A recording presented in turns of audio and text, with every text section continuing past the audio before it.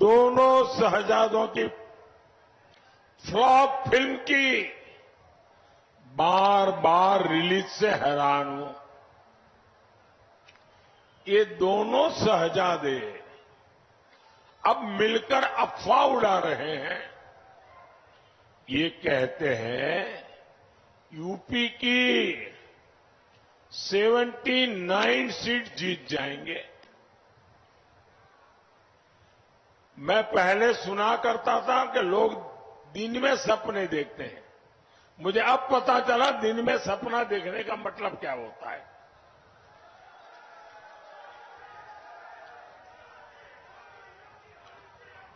चार जून को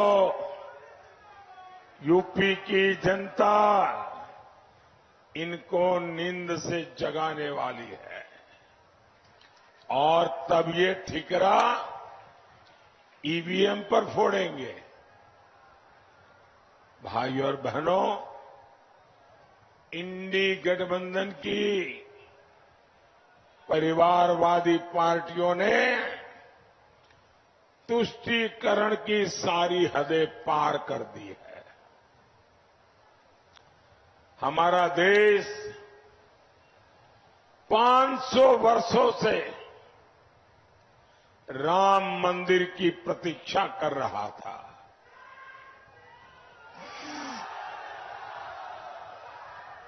लेकिन ये इंडी वालों को राम मंदिर और राम से परेशानी है।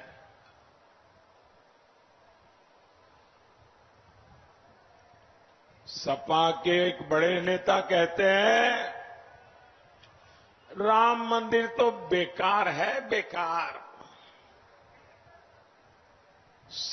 सपा खुलेआम कहती है राम मंदिर जाने वाले राम भक्त पाखंडी है, पाखंडी। एक और इंडी नेता ने कहा राम मंदिर अपवित्र है। ये लोग सनातन धर्म के विनाश करने की बात करते हैं।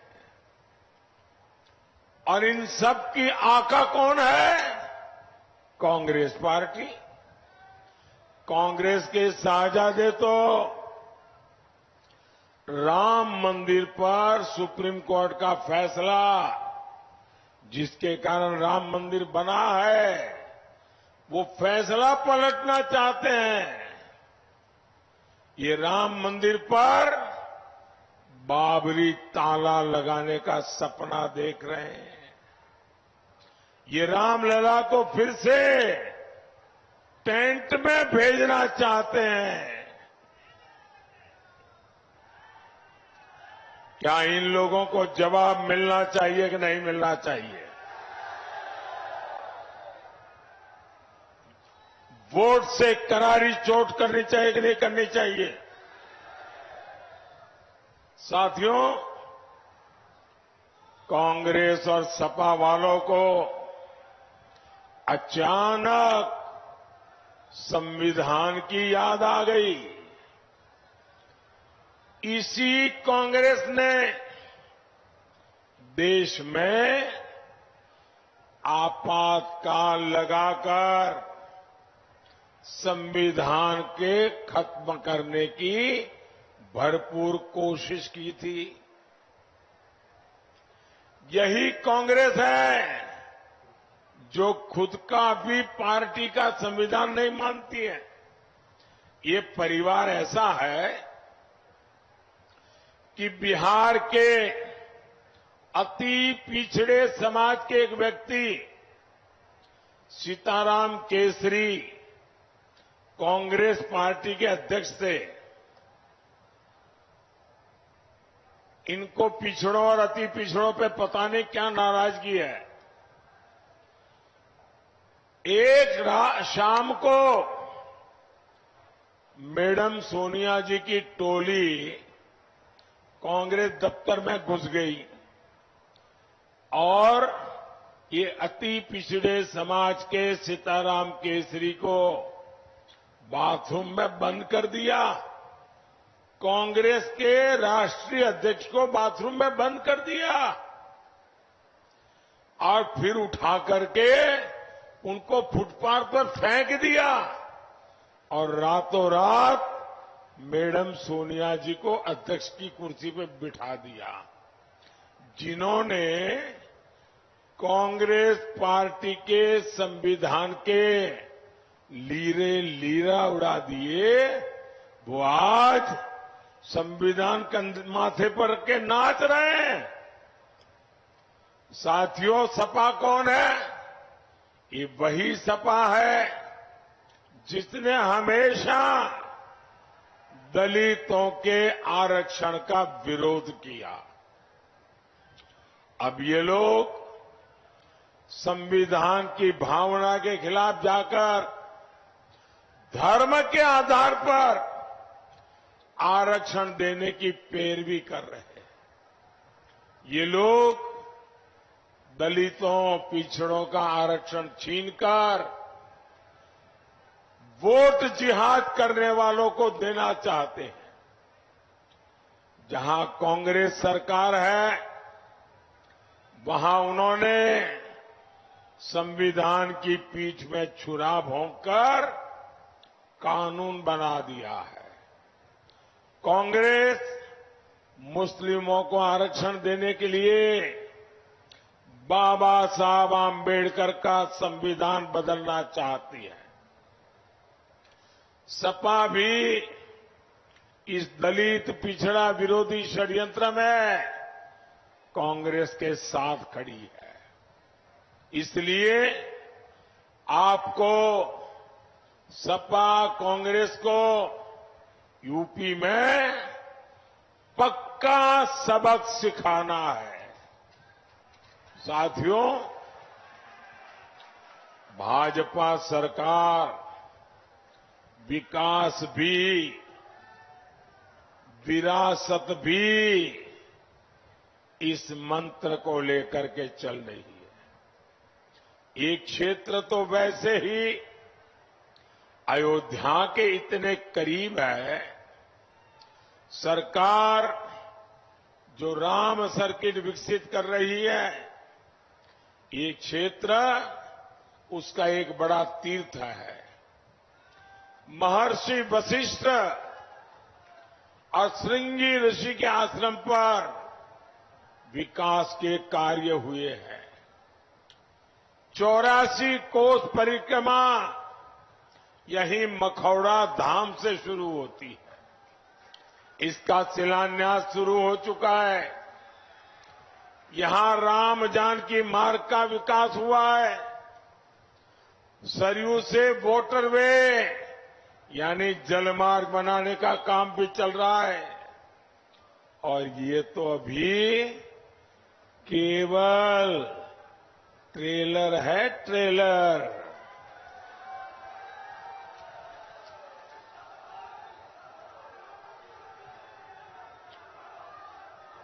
अभी तो ये ट्रेलर है, बहुत बड़े बड़े काम आगे करने हैं।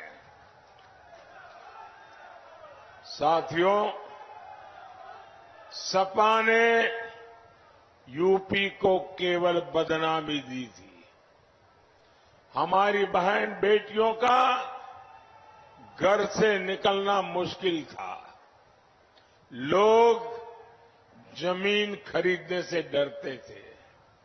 जमीन खरीदी तो कोई न कोई माफिया कब्जा कर लेता था। आपको याद है ना, कैसे गुंडे माफिया सपा के मेहमान होते थे। दंगाइयों को स्पेशल प्रोटोकॉल मिलता था। आतंकवादियों को जेल से छोड़ने का फरमान जारी होता था। इसलिए मैं कहूंगा, इस चुनाव में ऐसी कोई गलती नहीं करनी है जिससे इन लोगों का हौसला बढ़े।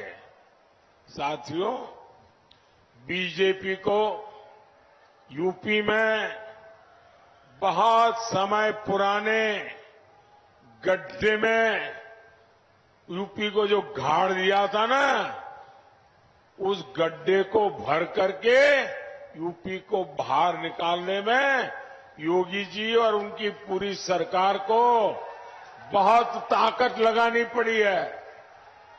और मुझे खुशी है, जरा इंडिया अलायंस वाले, मैं छोटे से इस बस्ती नगरी में हूं और पूरा मेरा इंडिया अलायंस मंच पे दिखता है। देखो, सारे नेता मौजूद हैं। आपने कभी इंडिया अलायंस की एक भी कार्यक्रम में उनके साथियों को तो देखा है क्या? फोटो निकालने के लिए इकट्ठे होते हैं। सपा ने इस क्षेत्र को बर्बाद करने में कोई कोर कसर बाकी नहीं छोड़ी थी। गन्ना किसानों को भुगतान नहीं दे होता था, और अभी योगी जी ने बताया चीनी मिलों को कोड़ियों के दाम बेचा जाता था, सड़कों की हालत बदहाल थी। मैंने आपसे वादा किया था ये हालत मैं बदलूंगा। मैंने 2017 में कहा था यहां बंद चीनी मिलों को शुरू कराऊंगा। मुंडेरवा पिपराइच में वो वादा पूरा हुआ। किसानों की आय बढ़े, इसके लिए हमारी सरकार इथेनॉल यूनिट भी लगा रही है। भाइयों बहनों, बस्ती, सिद्धार्थनगर और डुमरियागंज की कनेक्टिविटी बढ़ाने के लिए भी लगातार काम हो रहा है।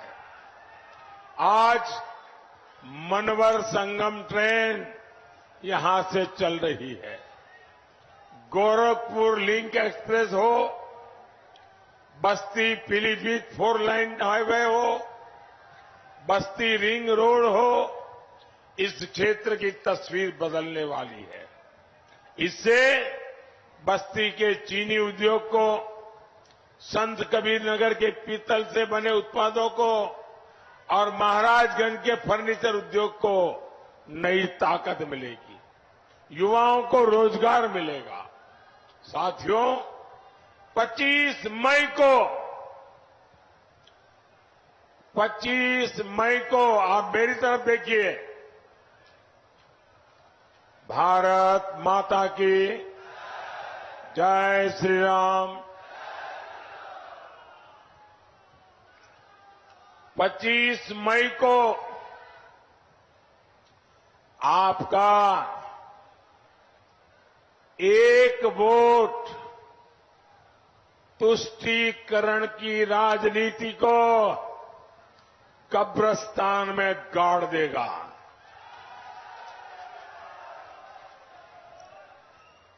आपका एक वोट देश का भविष्य सुनिश्चित करेगा।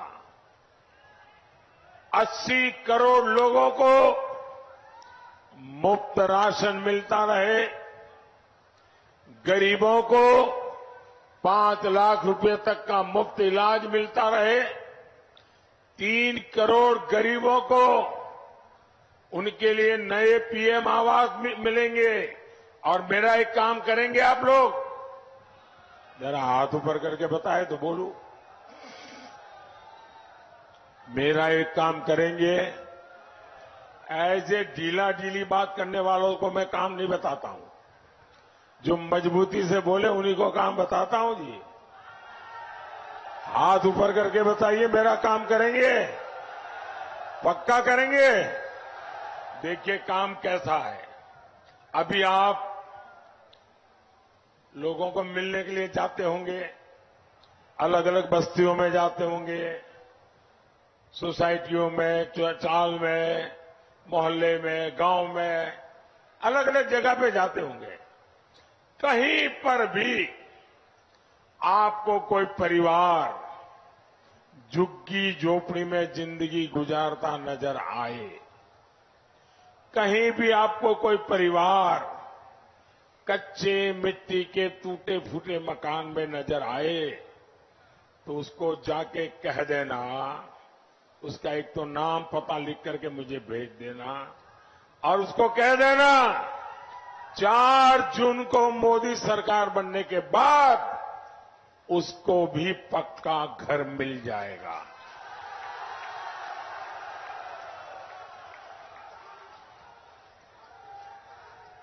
तीन करोड़ नए घर बनाऊंगा। मुझे इस देश में हर गरीब को पक्के घर में रहने की सहूलत देनी है। तो आप घर घर जाके मेरा इतना काम करेंगे और आप मन में झिझकना मत कि मैं तो कह दूंगा और कुछ नहीं होगा तो फिर तो मुझे पकड़ेंगे। मैं आपको गारंटी देता हूं, आप ही यहां जितने लोग हैं ना, मेरे लिए तो आप ही मोदी है। आप मोदी से जरा भी कम नहीं है। तो लोगों को बताइए, उनको घर मिलने की गारंटी है।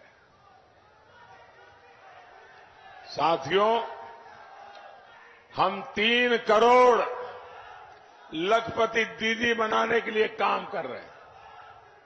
ये सब आपके वोट से मुमकिन होगा और इसलिए मतदान भारी होना चाहिए, एनडीए के पक्ष में होना चाहिए। जहां भाजपा का उम्मीदवार है उसे भाजपा को, जहां मेरे एनडीए के साथी चुनाव लड़ रहे हैं उनको एनडीए का। आपका वोट पक्का होना चाहिए। बस्ती से हमारे साथी भाई हरीश द्विवेदी जी, संत कबीर नगर से भाई प्रवीण निषाद और डुमरियागंज से श्रीमान जगदम्बिका पाल जी, इनको भारी मतों से विजयी बनाए। ज्यादा से ज्यादा मतदान कराएंगे, हर पोलिंग बूथ जीतेंगे। अच्छा, मेरा एक काम करेंगे घर घर जाना और हर परिवार में जाना, हर परिवार के लोगों को मिलना और परिवार के सबके साथ बैठ करके कहना कि हमारे मोदी जी आए थे और मोदी जी ने आपको राम राम कहा है। हर घर में मेरा राम राम पहुंचा दोगे? हर घर में मेरा राम राम पहुंचा दोगे? एक और काम करना है, करोगे? आपके हर गांव में आपके कोई तीर्थ देवता होंगे, गांव में कोई मंदिर होगा जहां गांव के लोग जाते होंगे, वहां भी जाकर के मत्था टेकना और कहना कि विकसित भारत के लिए हे देवाधिदेव हम सबको आशीर्वाद दो। इतना काम हर गांव में, हर तीर्थ क्षेत्र में जाकर के करना।